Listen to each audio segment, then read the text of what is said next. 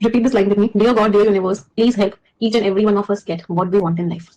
चलिए स्टार्ट करें। तो आज का जो सेशन है वो पूरी तरीके से डेडिकेटेड है। किस चीज को डेडिकेटेड है? आज का सेशन पूरी तरीके से डेडिकेटेड है आपकी रीडिंग और आपकी अंडरस्टैंडिंग स्किल्स को।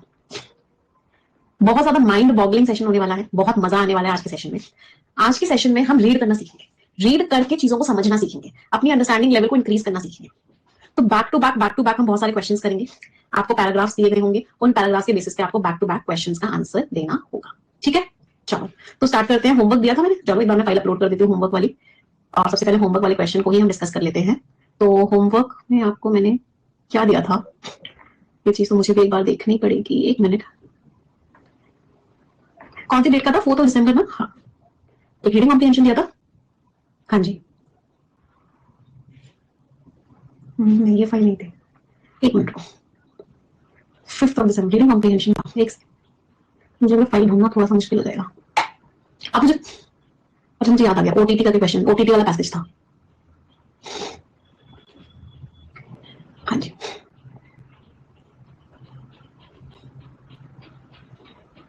सो this was the RC for you. हाँ, करके लाए सभी लोग, एवरीवन। चलो डिस्कस करते हैं, फिर आज की क्लास से आगे बढ़ेंगे। तो पढ़ते हैं सबसे पहले इसको।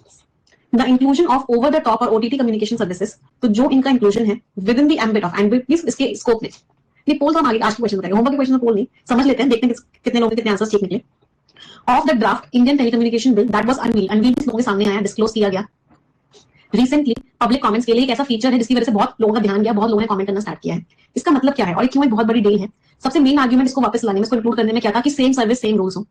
ऊपर से लॉजिकल लगता है कि जो कम्युनिकेशन सर्विस है, चाहे वो टेलीकम्युनिकेशन दे या ओटीटी दे, सब सेम होना चाहिए। लेकिन ये बात बिल्कुल गलत है। सेम सर्विस का मतलब ये होता है कि यूजर की तरह मैं एक को दूसरे से एक्सचेंज कर सकूं अपनी खुद की इच्छा से, वॉल्यूशन की इच्छा से। लेकिन ओटीटी प्रोवाइडर जो है, जिसमें कम्युनिकेशन सर्विसेज हैं, वो कस्टमर तक नहीं पहुंच सकती बिना टेलीकॉम सर्विस प्रोवाइडर के। तो ओटीटी को पहुंचना है तो इंटरनेट तो चाहिए, इंटरनेट के लिए उसे जियो चाहिए या फिर कोई एयरटेल चाहिए, वोडाफोन चाहिए। तो ओटीटी और टेलीकम्युनिकेशन सर्विसेज सेम नहीं हो सकती। But the converse is not true, उल्टा ट्रू नहीं है। ओटीटी नहीं होगा तो कोई रुकावट नहीं है टेलीको के लिए अपनी सर्विस को प्रोवाइड करने के लिए। ओटीटी कम्युनिकेशन सर्विसेज एप्लीकेशंस होती हैं, वैल्यू एडेड कम्युनिकेशन सर्विसेज होती हैं, जो बेसिक कम्युनिकेशन सर्विसेज पे चलते हैं, जो टेलकोस प्रोवाइड करते हैं। पहले पैसेज समझ लेते हैं, पैसेज को समझना बहुत जरूरी है। दो चीज होती है, एक है आपके टेलकोस और एक है आपका ओटीटी। पहले समझते हैं दोनों है क्या। टेलकोस का मतलब होता है जो आपको इंटरनेट की सर्विसेज दे रहे हैं। फॉर एग्जाम्पल जियो एक टेलको है, फॉर एग्जाम्पल एयरटेल एक टेलको है, वोडाफोन एक टेलको है। ओटीटी सर्विसेज होगी जैसे आप नेटफ्लिक्स चलाते हो तो ये एक ओटीटी सर्विस है, आप Amazon प्राइम चलाते हो, ये एक ओटीटी सर्विस है। अब तो एक रूल बनाया गया जिसको क्या बोला गया, जिसको बोला गया कि ओटीटी सर्विसेज को कम्युनिकेशन सर्विसेज में इंक्लूड किया गया। और एक ऐसा रूल बनाया गया, तो उन्होंने क्या बोला सरकार ने कि हम इसको इंक्लूड इसलिए कर रहे हैं क्योंकि हम चाहते हैं कि दोनों के ऊपर सेम रूल्स लगे। बट ऑथर ने बोला कि भाई ये तो बड़ा गलत कर रहे हो तुम। क्यों? ओटीटी को चलने के लिए इसकी जरूरत है, यानी ऐसे नेटफ्लिक्स को चलने के लिए जियो के इंटरनेट की जरूरत है, नेटफ्लिक्स को चलने के लिए एयरटेल की जरूरत है, नेटफ्लिक्स को चलने के लिए वोडाफोन के नेट की जरूरत है। तो ओटीटी इस पर डिपेंडेंट है, लेकिन ये तो इस पर डिपेंडेंट नहीं है। जियो के नेट को चलने के लिए नेटफ्लिक्स की जरूरत नहीं है, एयरटेल के नेट को चलने के लिए प्राइम की जरूरत नहीं है। तो ऑथर ने यही बोला कि ओटीटी तो बिना टेलको के नहीं पहुंच सकता, लेकिन टेलको को ओटीटी की कोई जरूरत नहीं है। क्या पैसेज समझ आया सभी को? एवरीवन, चलो नेक्स्ट पैराग्राफ पढ़ते हैं। स्टक हो रहे थे, मैं रिएक्शंस वगैरह ऑफ कर देती हूँ तो स्टक होना बंद हो जाएगा, इन लोगों का स्टक हो रहा है। ठीक है, चलो आगे बढ़ते हैं। द लैटर, लैटर का मीनिंग क्या है? टेलको। तो जो टेलको है वो कैरियज है। कैरियज का मतलब क्या है? वो एप्लीकेशंस को के लिए कैरियर है, इंटरनेट है। और जो पहला है वो एप्लीकेशन है भाई, जैसे ग्रुप एंड वीडियो कम्युनिकेशन की कोई एप्लीकेशन है, कोई एप्लीकेशन है। तो टेलकोस जो है क्यों चाहते हैं, why are telcos looking for कि ओटीटी को, ओटीटी कम्युनिकेशन सर्विसेज को इसके अंदर लाया जाए। क्वाइट सिंपली वो बस ये चाहते हैं कि वो उनके पास जो पावर है वो बनी रहे। ओटीटी सर्विसेज में टेलको को डेटा कम मिलता है और उसको बहुत ज्यादा टैरिफ नहीं मिलता है। ये जो आर्बिट्रेज है ये गलत है और इसको खत्म कर दिया जाएगा आज नहीं तो कल। बाइटिंग द बुलेट, मुश्किल चीजों को झेलना इस समय ज्यादा सेंस करता है एक बहुत ही कॉम्प्लेक्स इंटरप्रिटेशन से। कन्वर्सली इसके ऑपोजिट बहुत स्ट्रॉन्ग आर्गुमेंट्स हैं कि भाई ओटीटी को बाहर रखो टेलीकॉम लॉ से। टेलीकॉम लॉ तो क्या करता है, टेलीकॉम लॉ तो किस तरीके से कैरियज है, इंटरनेट क्या सर्विसेज देता है वो सब जज करता है। तो ओटीटी को बाहर ही रखो। ओटीटी जो है ऑलरेडी आईटी एक्ट के अंदर आता है और चलता रहेगा, डिजिटल इंडिया एक्ट के अंदर बना रहेगा। इसको आप टेलीकम्युनिकेशन एक्ट के अंदर क्यों लाना चाहते हो? ये चाहे एनक्रिप्शन हो, एनक्रिप्शन मींस डेटा को एनक्रिप्ट किया जाता है। फॉर एग्जांपल जब व्हाट्सएप पे मैसेज करते हो तो नीचे लिखा हुआ आता है your data your message is now been encrypted. तो एनक्रिप्टेड मींस कोड फॉर्म में डालना। डेटा स्टोरेज हो, चाहे डेटा को इंटरसेप्शन हो, कोऑपरेशन हो, लॉ इंटरसेप्शन मींस बीच में आगे डील्स करना हो, कोऑपरेट करना हो। ओटीटीज को रेगुलेट कर सकते हो, लेकिन ओटीटीज ना ही लाइसेंस होती है ना ही प्री ऑथराइज्ड होती है। तो ऑथर पूरे पैसेज में चिल्ला चिल्ला के क्या बोल रहे हैं? ऑथर से सबसे पहले तो ऑथर की टोन कैसी है? ऑथर बुराई करते हैं। ऑथर की टोन कैसी है? ऑथर जो क्रिटिकल है। ऑथर क्या कह रहे हैं कि भाई तुम ओटीटी को और टेलीकम्युनिकेशन को, टेलकोस को सेम कैसे मान सकते हो? तुम इनको जो बिल इनके लिए है उसमें इसको कैसे इंक्लूड कर सकते हो? तुम्हारा कॉन्सेप्ट बिल्कुल ही गलत है, बिल्कुल ही गलत है। ओटीटी आईटी एक्ट के अंदर आता है तो उसको टेलीकम्युनिकेशन बिल के अंदर मत लाने की कोशिश करो। आईटी एक्ट में आता है, आईटी एक्ट में ही आने दो। ये दोनों बिल्कुल अलग अलग चीजें, इन दोनों के ऊपर सेम लॉ नहीं हो सकता। क्लियर सभी को? कोई परेशानी? समझ आया सभी को पैसेज? चलो अब हमें अगला स्टेप क्या करना है। The next step is what? The next step is questions. पहले आप चाहते हो आपको थोड़ा सा टाइम दो क्वेश्चंस करने के लिए, 30 सेकंड का टाइम है, आंसर बताओ, इस क्वेश्चन का आंसर क्या होगा? ओटीटी को टेलीकम्युनिकेशन बिल में क्यों लाया जा रहा है? सभी लोग बता दोगे, पैसे समझ में आया तो। ओटीटी को टेलीकम्युनिकेशन बिल में क्यों लाया जा रहा है? What is the main principle? क्या कह रही है सरकार कि हम ओटीटी को इसलिए टेलीकम्युनिकेशन में लेके आ रहे हैं?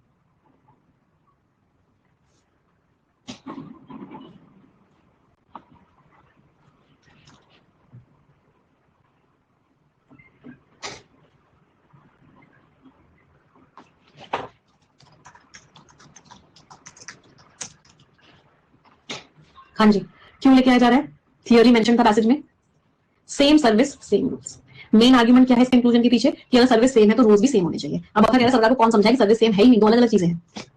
तो answer is end to end encryption नहीं, हाँ रूल्स सेम होने चाहिए, चाहे टेलको दे चाहे ओटीटी दे, सेम रूल्स होने चाहिए। गवर्नमेंट ये कह रही है। ओटीटी को मनाने की कोशिश करेगी तुम लाइसेंस ले लो, आउट ऑफ कॉन्टेक्स्ट है। रेगुलेटरी बॉडी नजर रखेगी हर कदम पे, आउट ऑफ कॉन्टेक्स्ट है। Answer is B. कोई परेशानी? चलो, अच्छा एक चीज और, कल मैंने आप लोगों को कैप शेयर कर दी थी, तीनों दिन के आरसीसी सभी को मिल गई थी। अब ये चीज रेगुलर बेसिस पे होगी, तो जो हम परफेक्शन क्लास में पढ़ेंगे उसमें जो डिफिकल्ट वर्ड्स होंगे उनकी मैं आप लोगों को रेगुलर बेसिस पे टेलीग्राम पे पीडीएफ शेयर करती रहूंगी, जिससे कि आप उसको एक बार रिवाइज भी कर सको। चलो नेक्स्ट, देखो क्वेश्चन रिपीट हो गया है। हाँ, टेलकोस क्यों चाहते हैं कि ओटीटी आ जाए? टेलकोस क्यों चाहते हैं कि ओटीटी आ जाए?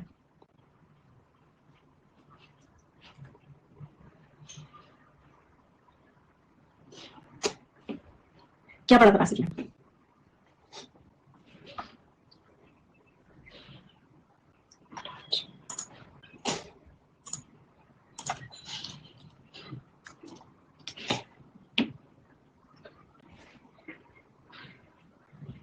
सी वाले बच्चे महापापी हैं, जिन लोगों ने गलत आंसर दिया है। उनको लग रहा है कि हमारे साथ ओटीटी आ जाएंगे तो हम बैलेंस आउट हो जाएंगे। उनको लग रहा है कि बहुत मुश्किल हो रहा है टेलीकोस के लिए ऑपरेट करना, ऐसा भी कहीं लिखा हुआ कि उनके लिए मुश्किल हो रहा है ऑपरेट करना। वो एक्सपेंड करना चाहते हैं, वो चाहते हैं कि जियो चाहता है कि मेरे अंदर ही नेटफ्लिक्स आ जाए। क्या ऐसा लिखा हुआ है कि टेलकोस चाहते हैं कि ओटीटी हमारे अंदर मर्ज कर जाए? नहीं, टेलकोस चाह रहे हैं कि जो आर्बिट्रेज है, आर्बिट्रेज का मीनिंग क्या होता है? जो उनको फायदा होता है, बेनिफिट होता है वॉइस और डेटा टैरिफ की वजह से, वो intend to maintain the arbitrage, वो आर्बिट्रेज मेंटेन करना चाहते हैं वॉइस और डेटा टैरिफ्स में by incorporating OTT communication services, कि ये सर्विसेज अगर आ जाए तो उनसे क्या होगा, उनको फायदा होगा। क्लियरली मेंशन भी था।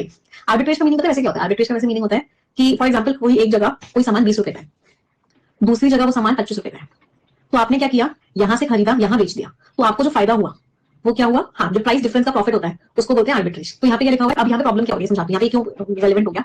आप किसी को कॉल करते हो, जियो के नंबर से किसी को कॉल कर रहे हो, तो जियो को पैसा मिल रहा है, आप पैकेज डलवाओगे, रिचार्ज करवाओगे। अब हुआ क्या, ये ओटीटी कम्युनिकेशन सर्विसेज के आने की वजह से अब कोई कॉल नहीं करता, अब लोग ना डायरेक्ट वीडियो कॉल कर लेते हैं, लोग डायरेक्ट हाँ इंटरनेट से कॉलिंग कर लेते हैं, जिससे कोई पैसा नहीं लगता। तो नुकसान किसका हुआ? नुकसान हो रहा है जियो का, कि लोग क्या कर रहे हैं, जियो के फोन कॉल की सर्विस को ना यूज करके ओटीटी कम्युनिकेशन की सर्विस को यूज कर रहे हैं।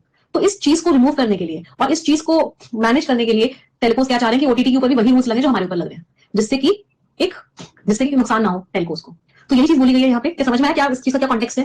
तो वही चीज बोली गई है कि चाहते हैं कि जो आर्बिट्रेज है वॉइस और डेटा टैरिफ के बीच में वो मेंटेन रहे, कि ओटीटी कम्युनिकेशन सर्विसेज भी उसी में आ जाए। तो आंसर इज व्हाट? डी। कोई परेशानी किसी को भी? बेटा ओटीटी का मतलब जरूरी नहीं है कि सिर्फ नेटफ्लिक्स वगैरह ही हो, ओटीटी कैन बी आपके वो भी होते हैं जिसमें वीडियो कॉल्स होते हैं। For example WhatsApp is also OTT, for example Skype is also OTT. और क्या होते हैं वीडियो कॉल, और भी जो जितनी एप्लीकेशन होती है, हाँ दे आर सब ओटीटी में आता है। OTT over the top services, मतलब जो आपको फोन के ऊपर जो एक्स्ट्रा सर्विसेज मिल रही हैं, एवरीथिंग कम्स इन ओटीटी। तो जरूरी नहीं सिर्फ नेटफ्लिक्स और प्राइम ही ओटीटी में आता है, all of them are OTTs. Telegram is also OTT, right? कोई परेशानी किसी को भी? आगे बढ़े, चलो। बाइटिंग द बुलेट का मीनिंग बता दो मुझे, ये तो बता दो, ये तो अभी कल ही तो पढ़ा था प्रोफेशन की क्लास में।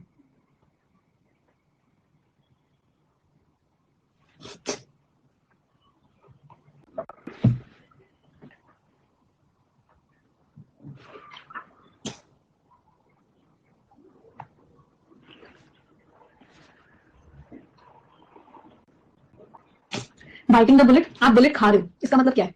बड़ा ही मुश्किल काम है जो आपको करना पड़ रहा है, that means biting the bullet. Struggle कर रहे हो प्रॉब्लम से बाहर आने के लिए? नहीं। मदद मांग रहे हो? नहीं। आपको मुश्किल चीज झेलनी पड़ रही है। तो बाइटिंग द बुलेट का मीनिंग क्या होता है? मुश्किल चीज को झेलना, डिसीजन को चेंज करना है? नहीं, आंसर इज सी। अब कुछ लोगों ने क्या किया, जल्दी जल्दी में एक को आधा अधूरा सा पढ़ा और आंसर करते हैं। स्ट्रगल करना, प्रॉब्लम से कोई छुटकारा पाने, अपनी भावना लगा दी कि कुछ दिक्कतें चल रही हैं, उन दिक्कतों को छुटकारा पाना है, इसलिए संघर्ष कर रहे हैं, उसको बाइटिंग द बुलेट कहते हैं। नहीं बेटा, बाइटिंग द बुलेट का मतलब होता है कि आपको कोई मुश्किल का सामना करना पड़ रहा है, किसी मुश्किल को झेलना पड़ रहा है। चलो, कौन कौन से स्टेटमेंट्स फॉल्स है बताएंगे? कौन कौन से स्टेटमेंट आपको फॉल्स लग रहे हैं? ध्यान से पढ़ के बताएंगे, घोटाला कोई नहीं करेगा।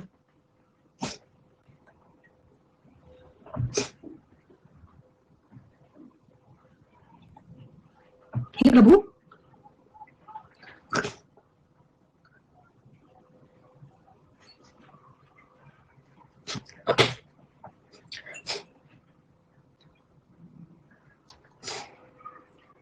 सबसे पहले मैं इन महापापियों से बात करना चाहूंगी। आप पता क्या कह रहे हो? आप कह रहे हो व्हाट्सएप को चलाने के लिए, नहीं, आप कह रहे हो इंटरनेट को चलाने के लिए व्हाट्सएप होना चाहिए फोन में, नेटफ्लिक्स को चलाने के लिए नेटफ्लिक्स नहीं, इंटरनेट को चलाने के लिए नेटफ्लिक्स होना चाहिए फोन में, आप ये कह रहे हो।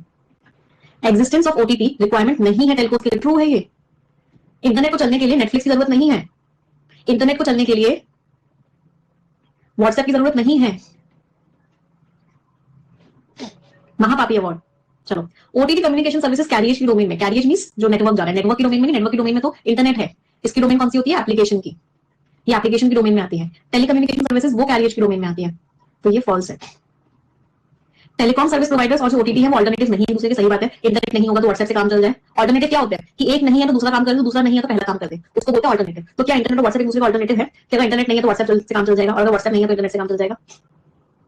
नहीं है ऑल्टरनेटिव्स, ट्रू है। OTT communication services IT act के अंदर आती है, तो आखिर में पैसेज में बोला ही था कि ऑलरेडी कहां आ रही है? आईटी एक्ट के अंदर आ रही है, तो ये भी क्या है? ट्रू है। हमने क्वेश्चन मिस कर दिया क्या? अच्छा, तो सेम था सर। तो this is also what? This is true, तो आंसर इज बी। समझ आ रहा है सभी को? एरोनियस का मुझे सिनोनिम बता दो।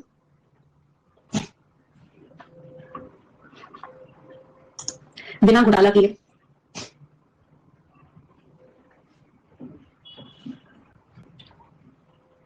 हाँ, हमने तो वर्ड मैचिंग कर दी, ओयूएस ओयूएस, मजा आ गया, और कुत्ते की बातें सही भी निकल गया। चलो, एरोनियस मींस कोई चीज जो गलत है, मतलब जिसमें कोई ना कोई फॉल्ट है। स्क्वैंडर का मीनिंग होता है वेस्ट करना, ये वर्ब इसको पार्ट ऑफ स्पीच से भी कर सकते थे, ये एक एडजेक्टिव है। डिसडेन का मीनिंग होता है किसी को आप समझ रहे हो इंसान वर्दी ही नहीं है, तो उस चीज को उसको लेके आप क्या कर रहे हो? आप उसको डिसडेन कर रहे हो, इसका मतलब आप उसको किसी भी चीज के लायक ही नहीं समझते। एक तरह की फीलिंग है that someone is unworthy, someone is unworthy. Rampant वो चीज बहुत जगह फैली हुई है, राइफ है, परवेसिव है, कॉमन है, ये भी एक एडजेक्टिव है, ये एक नाउन था। फालिशियस एरोनियस है, कहीं ना कहीं कोई, मैम हमने एरर को और फॉल्स को मिक्स समझ लिया एक जैसा, तो वैसे भी समझ सकते हो एरर और फॉल्स मतलब कुछ ना कुछ गड़बड़ है। Answer is D. चलो नेक्स्ट, कन्वर्स का एंटोनिम बताना है।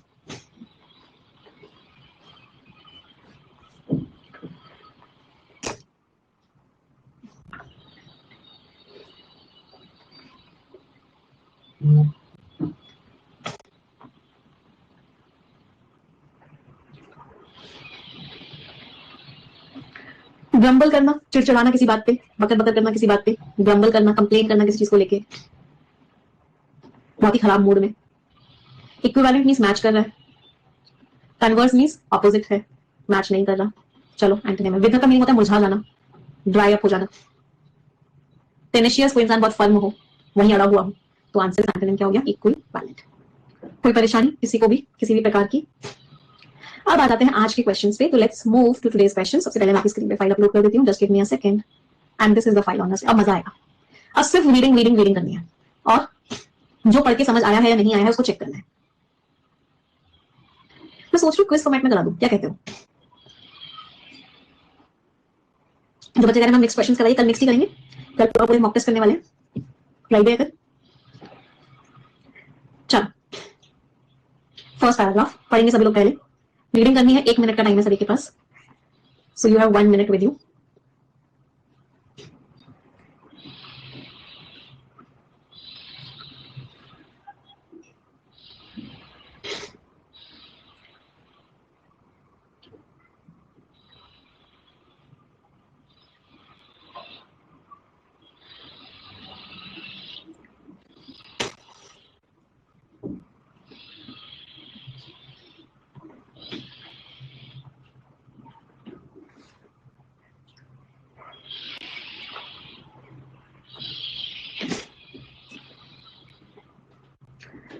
क्वेश्चन, क्वेश्चन इजी है, अगर पढ़ के समझ में आ रहा है तो क्वेश्चन का आसानी से आंसर दे दोगे, इसलिए बहुत ध्यान से पढ़ के आंसर दीजिएगा।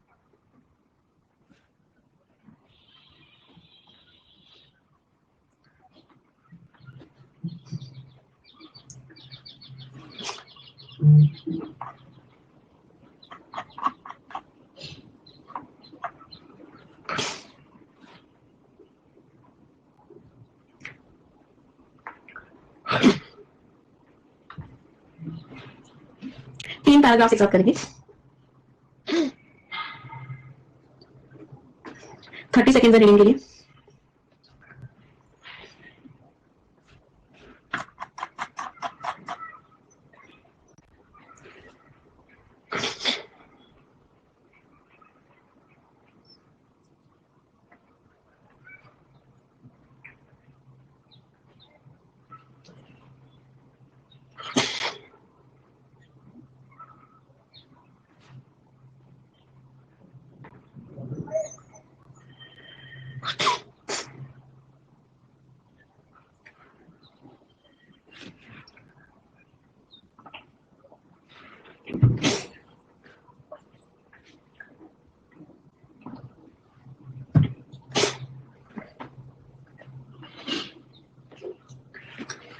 45 seconds for reading.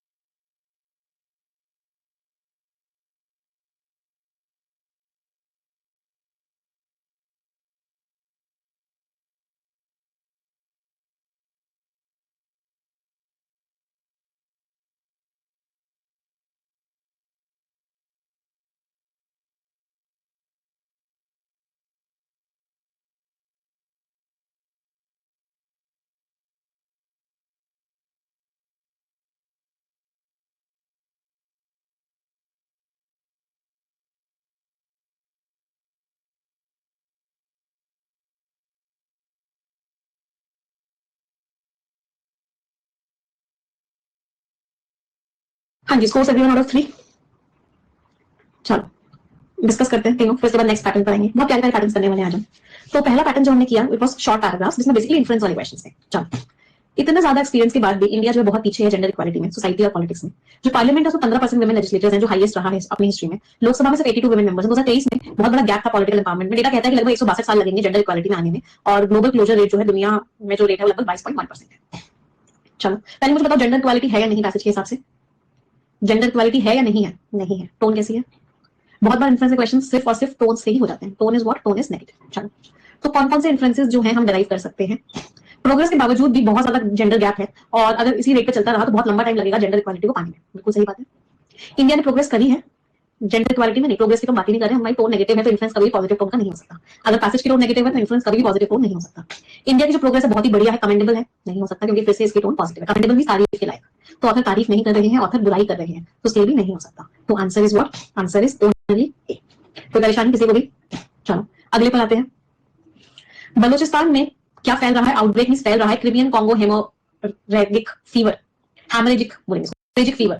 तो ये फीवर फैल रहा है, कॉन्गो वायरस बोल रहे हैं. 20 लोग हैं जो इस वायरस से मर चुके हैं. डॉक्टर की भी डेथ हो चुकी है. डब्ल्यूएचओ के हिसाब से ये जो वायरस है ये नाइरो वायरस के हिसाब से हो रहा है. मीडिया रिक्वेस्ट कर रही है अथॉरिटीज को कि इस वायरस का जो फैलना है इसको सीरियसली ले और कोशिश करे कि सारे के सारे स्टेक होल्डर्स जितने भी लोग जो है इन्वॉल्व है वो इसके फैलने को रोक पाए. कंटेन मींस स्टॉप कर पाए फैलना इसका. चलो देखते हैं कौन कौन से पैसेज कह सकते हैं. कॉन्गो वायरस आउटब्रेक की वजह से फैटलिटीज हुई है, डेथ हुई है. चलो ठीक है, डॉक्टर की डेथ हुई है जिसकी वजह से मीडिया रिक्वेस्ट कर रही है कि अथॉरिटीज और स्टेक होल्डर्स सब लोग मेहनत करें और इसका सोल्यूशन निकालें और इसके फैलने को रोकें. बिल्कुल सही है. टिक्स जो है कॉमन कैरियर है. ये जो वायरस है ये फैल सकता है infected animal blood tissues. Completely out of context. ऐसे तो दूर दूर तक कोई बात ही नहीं हुई. Congo virus mainly person to person फैलता है, ऐसी भी कोई बात नहीं हुई है. ये भी आउट ऑफ कॉन्टेक्स्ट है. तो आंसर वाज अगेन ओनली ए. सिर्फ ए आंसर है. तीसरा क्वेश्चन, मैम कैन भी लिखा हुआ है तो कुछ भी हो सकता है. तो आपके साथ तो जब भी कैन भी लिखा हमेशा आंसर ई होना चाहिए. All A B and C. हाँ, जब भी कैन भी लिखा हूं वो तो कुछ भी सकता है ना. तो आपके हिसाब से तो हमेशा आंसर ई होगा. All of A B and C, क्योंकि कैन भी लिखा है ना. कैन भी पैसेज के हिसाब से अपनी अंडरस्टैंडिंग नहीं लगानी कि इंसानों में फैलता है जानवरों से फैलता है. लिखा ही नहीं हुआ पैसेज में कैसे फैलता है, तो कैसे अपनी अंडरस्टैंडिंग लगा दोगे कि जानवरों को जानवरों फैलता है, इंसानों के इंसानों में फैलता है. जब फैल रहा है तो और इंसानों की डेथ हुई है तो मेनली इंसानों में फैला होगा. कैसे पता आपको मेनली इंसानों में फैला होगा? कैसे लगाइए अंडरस्टैंडिंग? कहां लिखा हुआ है कि मेनली इंसानों के इंसानों में फैल रहा है? कहां से लगाइए अंडरस्टैंडिंग बताओ. कांट से नहीं कह सकते भाई, हमें नहीं पता हो सकता जानवरों में ज्यादा फैल रहा हो. चलो, एक इनिशिएटिव लिया कंट्री के साइंटिस्ट ने and hawk like. Hawk like का मतलब क्या होता है? बिल्कुल चील वाली नजर, चील वाली बाज वाली नजर, मतलब बहुत ही ध्यान रखना. तो बहुत ही ज्यादा जुडिशियरी ध्यान रख रहा है. तो इसी वजह से उम्मीदें बड़ी हैं कि पोल्यूशन जो है फेस्टिव सीजन को खराब नहीं करेगा आने वाले सालों में. जो IERI है उसने एक राइस वैरायटी बनाई है जो उतनी प्रोडक्टिव जितनी करंट वाली है, लेकिन ये जल्दी मैच्योर हो जाती है. इससे क्या होगा, जो हार्वेस्टिंग होगी, जो कटाई होगी वो अक्टूबर के पहले स्टार्टिंग में हो जाएगी. तो फार्मर्स के पास अच्छा खासा टाइम होगा अगली क्रॉप को प्रिपेयर करने के लिए. और इसकी वजह से जो स्टबल बर्निंग का मेन कारण है वो खत्म हो जाएगा. फार्मर्स स्टबल बर्निंग नहीं करेंगे. सभी को पता है स्टबल बर्निंग क्यों होती है. एक क्रॉप उगाई, अब अगली क्रॉप को तुरंत उगानी है, तो क्या करते हैं, पूरे फार्म को जला देते हैं. जिससे क्या होता है, पूरी पूरी लैंड साफ हो जाती है, फिर दूसरी वाली क्रॉप को उगाते हैं. और इस स्टबल बर्निंग की वजह से बहुत ज्यादा पोल्यूशन होता है. तो अब एक नई तरह की राइस वैरायटी बनाई जा रही है जिससे कि फार्मर्स को बीच में गैप मिल जाएगा और उनको स्टबल बर्निंग नहीं करनी पड़ेगी. स्टबल बर्निंग एक बहुत बड़ा फैक्टर है कि कॉकटेल मींस मिक्सचर. एक मिक्सचर हो जाता है टॉक्सिन्स का, जहरीले पदार्थों का एयर में नॉर्थ इंडिया में. एडिटोरियल भी आया था लेइंग पराली टू रेस्ट, या पराली को रेस्ट करवा दो, मतलब पराली नहीं फॉलो होगी. उसने भी बोला कि इसके साथ क्या होना चाहिए, स्ट्रिक्ट एनफोर्समेंट होना चाहिए, बहुत जोरों शोरों से एनफोर्समेंट होना चाहिए, लागू होना चाहिए. पोल्यूटर पे प्रिंसिपल, मतलब कोई भी अगर पोल्यूशन करेगा तो उसको पे करना पड़ेगा. चलो देखते हैं क्वेश्चंस. कौन कौन से इन्फ्लुएंसेस डिराइव कर सकते हो. एक बहुत ही फास्ट मैच्योर करने वाली राइस वैरायटी आई है. ये कहती है कि एडवांसमेंट हो रहा है और इसमें जो प्रॉब्लम्स हैं, प्रैक्टिसेस हैं, जिसकी वजह से पोल्यूशन होता है वो रुक जाएंगी. बिल्कुल मैच कर गया. तो नई वैरायटी आई है जितनी तेजी से मैच्योर हो जाएगी, इससे क्या होगा, स्टेबल बनने की जरूरत है वो कम हो जाएगी, इसकी वजह से पोल्यूशन कम हो जाएगा. बिल्कुल मैच हो गया. तो जो मेंशन हुआ है कि हॉक लाइक मॉनिटरिंग, जुडिशरी बहुत ज्यादा बाज वाली नजर रख रही है, बहुत ज्यादा नजर रख रही है. ये कहता है कि बहुत इंपॉर्टेंट रोल प्ले हो रहा है कि लोग जो है रूल्स एंड रेगुलेशन को फॉलो करें और एक्सरसाइज किया जा रहा है पोल्यूटर पेज प्रिंसिपल पे. ये भी इन्फ्लुएंस हो सकता है, सारी इन्फ्लुएंस है। तो answer is option number D, all A B and C. कोई परेशानी किसी को भी? अगर पैसेज समझ में आया तो आसानी से आ जाएगा। अब आते हैं बड़े ही प्यारे पैटर्न पे। ये था वार्म अप आज की क्लास का। Warm up done. Now let's move to a very very beautiful pattern. और वो क्या है, पहले वो दिखा देती हूँ ब्यूटीफुल पैटर्न क्या है। 1 मिनट। ये सब देखो करवाऊंगी, डोंट वरी, नेक्स्ट क्वेश्चंस में करवाऊंगी। बहुत सारे क्वेश्चन बनाए आप लोगों के लिए, will do all of them, but एक आज प्यारा वाला पैटर्न करेंगे इससे पहले। ये सारे क्वेश्चंस करेंगे परफेक्शन में आगे। हाँ, and the pattern is this. तो बेसिकली ये पैटर्न क्या है, RC plus phrasal verb fillers. तो पहले क्या करना है, इतनी शक्ति हमें देना दाता कि हम इनको कर पाए, बिल्कुल कर पाओगे, क्यों नहीं कर पाओगे, बस रेगुलर हो जाओ एग्जामिनेशन के दिन तक। तो सबसे पहला काम क्या करना है, सबसे पहले इन चारों फिलर्स को फिल करना है, बताना है कौन सा कहां कहां क्या क्या आएगा, और फिर उसके बाद इस पैसेज की हेल्प से रीडिंग कॉम्प्रिहेंशन वाला क्वेश्चन करना है। ठीक है, चलो तो सबसे पहले फिल करते हैं, लेट्स ट्राई देम आउट। पहले आप लोग ट्राई करो क्या? सबसे पहले इसको रीड करो, आपके पास 45 सेकंड्स का टाइम है। Read it everyone.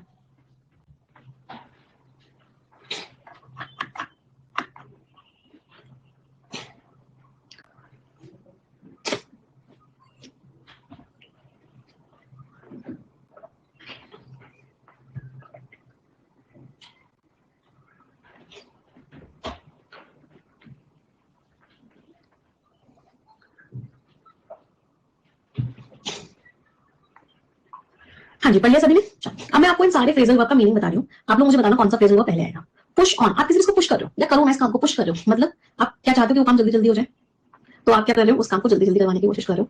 मैं आपको ऐसे समझाऊंगी फ्रेजल वर्ब आपको याद भी हो, क्योंकि मेन काम क्या होता है फ्रेजल वर्ब की मीनिंग याद करना। अगला है श्रग ऑफ। ये जो ओ डबल एफ ऑफ होता है ना, ये बहुत ही नेगेटिव वर्ड होता है। तो अगर आपने किसी चीज को श्रग ऑफ कर दिया, श्रग ऑफ कर दिया मतलब, श्रग ऑफ कर दिया मतलब उस चीज को फेंक दिया, राइट, रिमूव कर दिया, डिस्कार्ड कर दिया, अवॉइड कर दिया। अगला फ्रेजल वर्ब है cast about for. Cast about for, किसी चीज को कास्ट अबाउट फॉर कर रहे हो, मतलब सर्च करो कि कहीं तो मिल जाए, कहीं तो मिल जाए, यहाँ मिल सकती है, यहाँ मिल सकती है। You are casting about for it, means you are looking for it. आप उस चीज को क्या कर रहे हो, चाह रहे हो कि आपको वो चीज मिल जाए, लुक फॉर। अगला टेक ऑन, आपने अपने कंधों पे किसी चीज को टेक ऑन कर लिया, कोई चीज वहां थी आपने टेक ऑन कर लिया, मतलब उस जिम्मेदारी को अपने कंधों पर ले लिया, उस काम को ले लिया, right. Undertake a responsibility, undertake a task, किसी भी काम को ले लेना, एक्सेप्ट कर लिया, अपने ऊपर ले लिया। चलो नेक्स्ट इज कीप अप। ये तो आपने बहुत बार सुना होगा, keep up the good work. Wow, तुम्हारे खटिया और खटिया है, keep up the good work, मतलब जारी रखो इस काम को भी, बहुत बढ़िया काम कर रहे हो, कीप अप, कंटिन्यू करो इसको, राइट। चलो the last one is see to, I see to it. कोई भी प्रॉब्लम आई, कुछ भी आएगा, आई सी टू इट, मैं कर लूंगी भाई, मेरे लिए परेशान मत हो, आई सी टू इट, देख लेंगे। हाँ, देख लेंगे का मतलब क्या होता है, कर लेंगे ना, हैंडल डील कर लेंगे, देखा जाएगा। चलो अब आंसर्स बताओ। कॉर्पोरेट इंडिया को लगभग 800 पोजीशंस भरनी है अगले 9 से 12 महीनों में, क्योंकि सेबी का रेगुलेशन आया है कि जो आईडीज हैं वो 2-5 ईयर टर्म से ज्यादा नहीं हो सकते, मतलब 10 साल से ज्यादा नहीं हो सकते। ये जो डिसीजन है ये अप्रैल 1 2014 को आया। नहीं, पहले क्वेश्चन में पोल नहीं दूंगी, अगले वाले में दूंगी। पहला पैटर्न, पहला क्वेश्चन इस पैटर्न का साथ में करेंगे। जो मैग्नीट्यूड है, मैग्नीट्यूड में जिस लेवल का ये जो चर्न है, चर्न मींस ये जो बदलाव आया है, ये जो कस्टोडियंस हैं, जो प्रोटेक्टर्स हैं कॉर्पोरेट गवर्नेंस के, उनको अपॉर्चुनिटी देता है कि वो क्या लेके आए, एक ट्रांसफॉर्मेटिव चेंज लेके आए। वो एक ऐसा चेंज लेके आए जो बहुत बदलाव लेके आए। बताओ फर्स्ट वाले में क्या लग रहा है, हारी तो नहीं, डिस्कार्ड भी नहीं, भून भी नहीं रहे, continue change, change continue change लेके आना, चेंज अपने जिम्मेदारी की तरह लेना है। चलो, to take on a transformative change, की वो कंटिन्यू होता है, चेंज कंटिन्यू नहीं करना, चेंज बदलाव लाना है, बदलाव की जिम्मेदारी लेनी है अपने कंधों में, हमें बदलाव लाना है। दे कैन, वो क्या कर सकते हैं, वो जो पुराना मॉडल है उसी के साथ कंटिन्यू कर सकते हैं। दे कैन कीप अप, जो पुराना मॉडल है कि जितने भी रिटायर्ड लोग हैं, जो बहुत पॉपुलर सीनियर सिटीजन हैं, उन्हीं से भर लें, तो पुराने वाले मॉडल को भी कंटिन्यू कर सकते हैं। या फिर वो लोग उन लोगों को भी ढूंढ सकते हैं जिनके पास वर्क एक्सपीरियंस तो कम है लेकिन डोमेन नॉलेज बहुत है, उन लोगों को भी ढूंढ सकते हैं, उन लोगों को भी ढूंढ सकते हैं, मतलब ई, जिनके पास वर्क एक्सपीरियंस कम है लेकिन नॉलेज खूब है, वो लोग जो अलाइंड है आगे की अनसर्टेनिटीज को झेलने के लिए, आगे की चीजों से डील करने के लिए, उनको हैंडल करने के लिए। तो क्या बना हमारा, B D E and F. समझ आया सभी को? एवरीवन कैसे किया, मजा आया इस पैटर्न में? चलो, तो अभी तो हमने फिलर्स को फिल किया है, अब अगला स्टेप हम क्या करेंगे, अब इसका क्वेश्चन का आंसर देंगे। तो हमने पढ़ तो लिया है, फिर भी एक बार फिर से पढ़ लो, एक बार फिर से पढ़ लो, जिससे कि आपका क्वेश्चन का आंसर गलत ना हो। चर्न का मीनिंग होता है बहुत बड़ा बदलाव लेके आना। चर्न करना बोलते हैं, इसको हिंदी में बोलते हैं मथना। जैसे बटर निकालते हैं, किससे निकालते हैं, दूध से निकालते हैं, तो चर्निंग का प्रोसेस होता है। हाँ, दही मठा निकालते हैं, तो चर्न बहुत तेज तेज कुछ करना कि बदलाव लेके आना, कि पूरा पूरा बदल जाए। पढ़ लिया सभी ने? कस्टोडियंस की जो प्रोटेक्ट करते हैं उसके, वो उसके कस्टोडियंस होते हैं। चलो कोशिश करो आंसर देने की।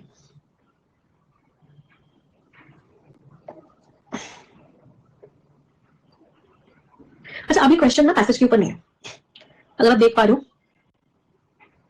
ये क्वेश्चन पैसेज का नहीं है, इसमें आपको अपनी अंडरस्टैंडिंग लगानी पड़ेगी बहुत ज्यादा, कोशिश करो।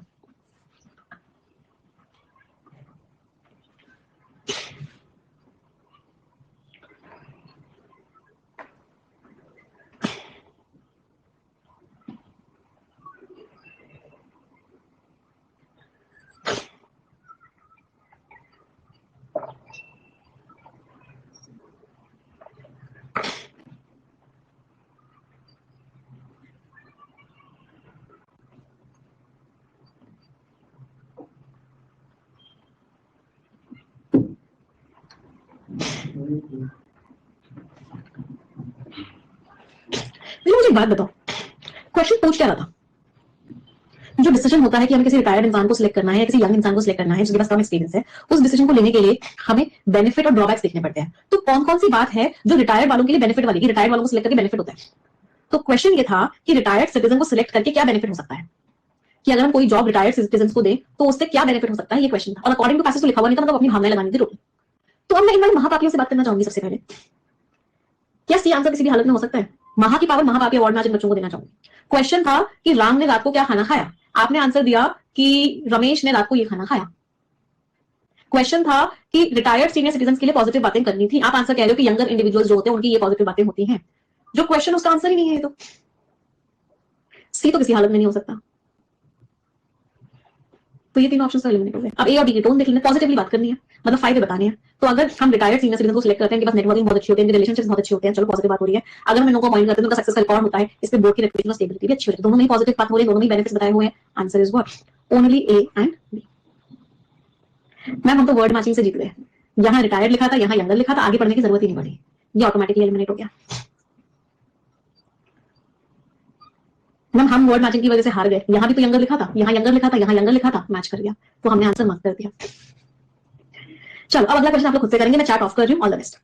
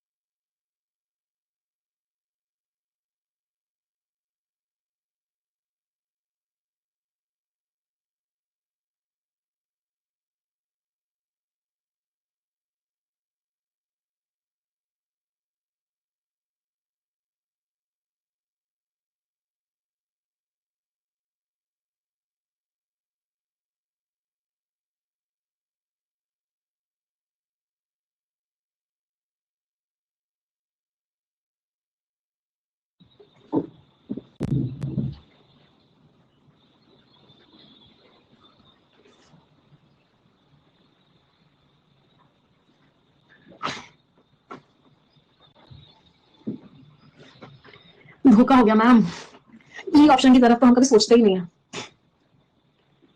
चलो देखते हैं। आरबीआई की जो करेंसी ऑफ फाइनेंस रिपोर्ट है 2000, पहले मीनिंग्स देख लेते हैं।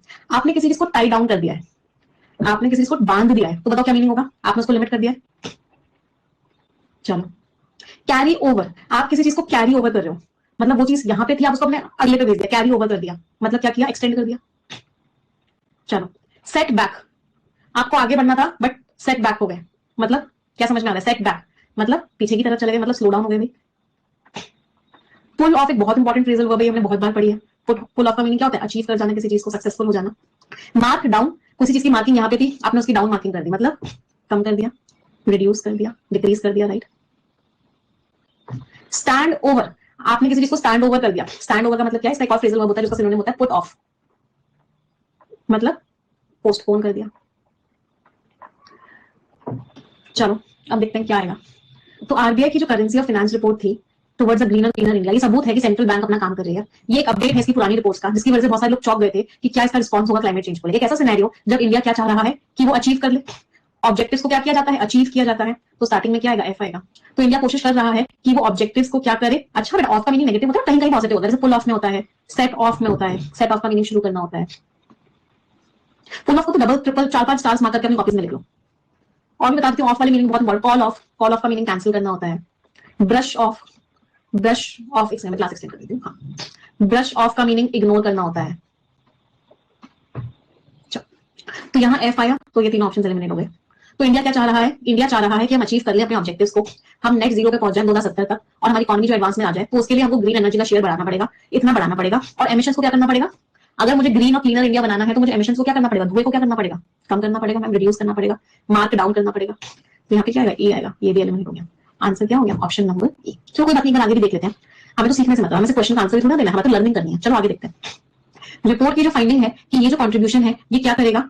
इकोनॉमिक आउटपुट को क्या करेगा? ये 9% से क्या कर 9% कितना कर देगा? एक वेकअप कॉल है, कम कर देगा, स्लो डाउन कर देगा। तो यहाँ पे सी आ सकता है, इकोनॉमिक आउटपुट को स्लो डाउन कर देगा, सेटबैक कर देगा।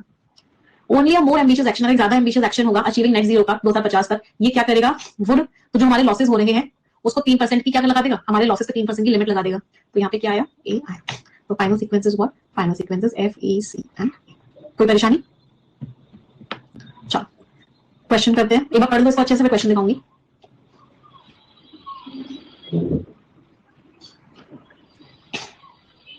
चलो answer the question everyone.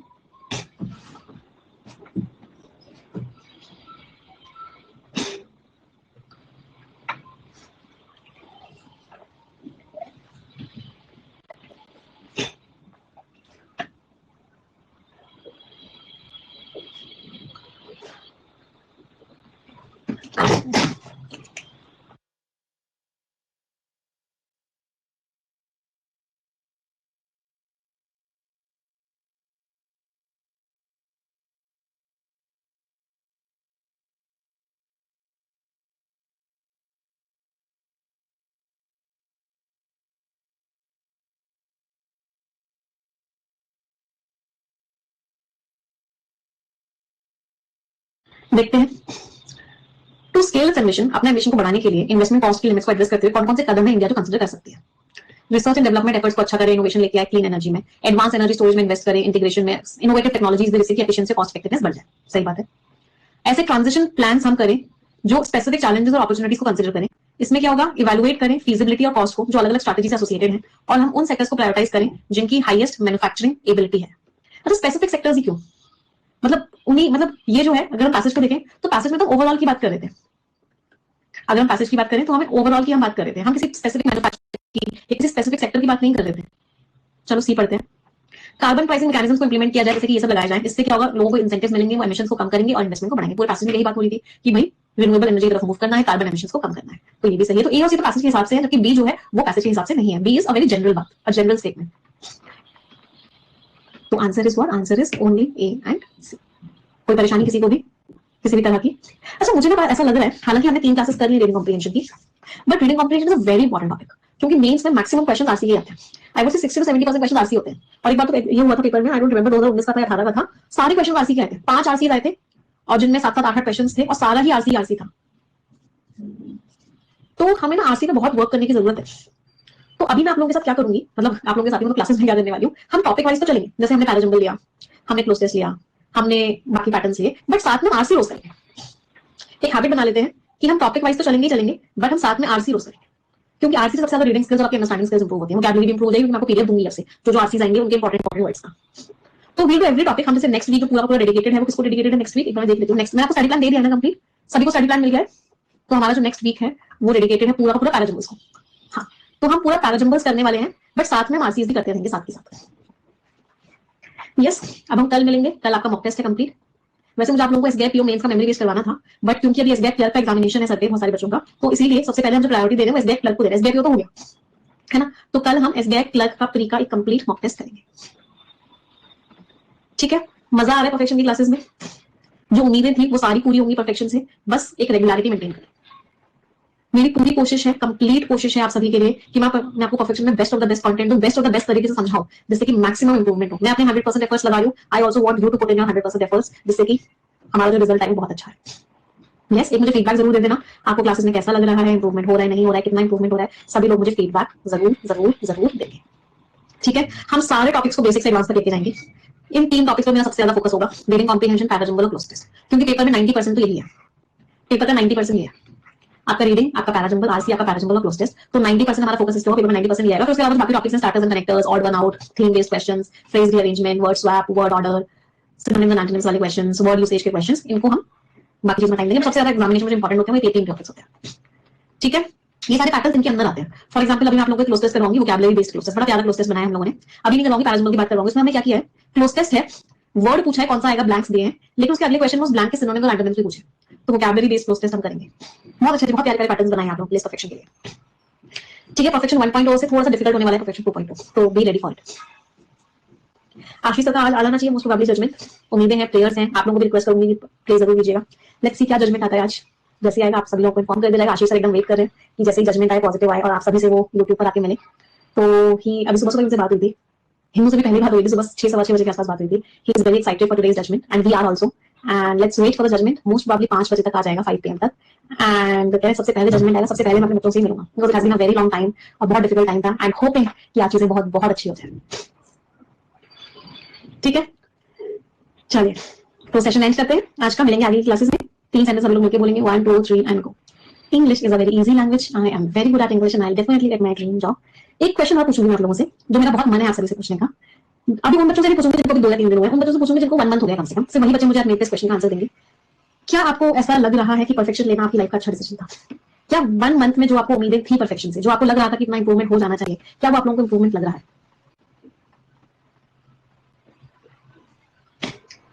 Yes, चलो, thank you very much for your answers. And मेरी ये कोशिश हर पल हर समय यही रहेगी कि आपको हमेशा लगे कि इंग्लिश आज तक जितनी नहीं सीखी ना, जितने इतने सालों में, जितना जिंदगी के 15 से 20 सालों में इंग्लिश जितनी नहीं सीखी, उतनी उससे ज्यादा इंग्लिश परफेक्शन के 3 महीनों में सीख जाओ। ये मेरी पूरी की पूरी कोशिश रहेगी आप सभी के लिए। चलिए, thank you everyone, bye bye.